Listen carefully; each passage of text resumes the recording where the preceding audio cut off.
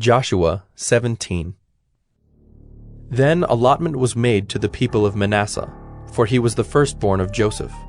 To Machir, the firstborn of Manasseh, the father of Gilead, were allotted Gilead and Bashan, because he was a man of war.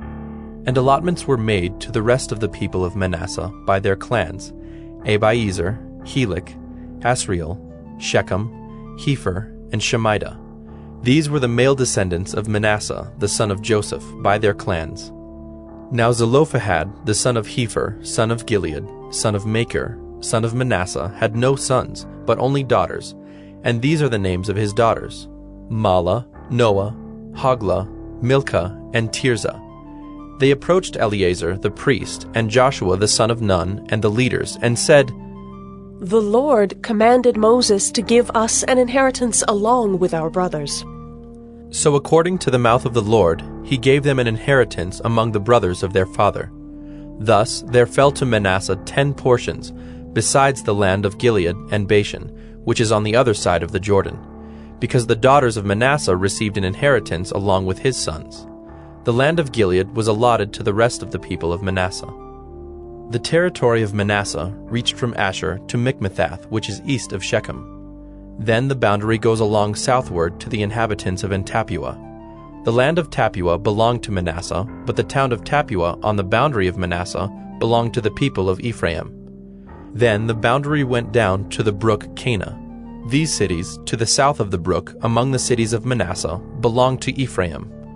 Then the boundary of Manasseh goes on the north side of the brook and ends at the sea, the land to the south being Ephraim's, and that to the north being Manasseh's, with the sea forming its boundary.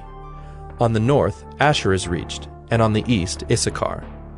Also in Issachar, and in Asher, Manasseh had Bethshean and its villages, and Ibleam and its villages, and the inhabitants of Dor and its villages, and the inhabitants of Endor and its villages, and the inhabitants of Taanach and its villages, and the inhabitants of Megiddo and its villages.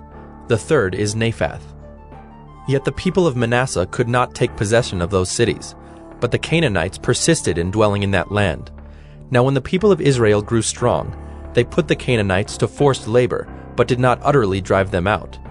Then the people of Joseph spoke to Joshua, saying, "Why have you given me but one lot, and one portion as an inheritance, although I am a numerous people?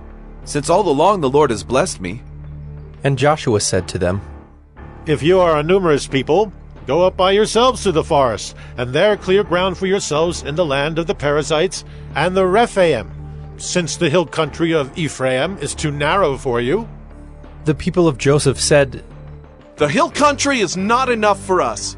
Yet all the Canaanites who dwell in the plain have chariots of iron, both those in Bethshean and its villages, and those in the valley of Jezreel." Then Joshua said to the house of Joseph, to Ephraim and Manasseh, "You are a numerous people and have great power. You shall not have one allotment only, but the hill country shall be yours. For though it is a forest, you shall clear it and possess it to its farthest borders. For you shall drive out the Canaanites, though they have chariots of iron, and though they are strong."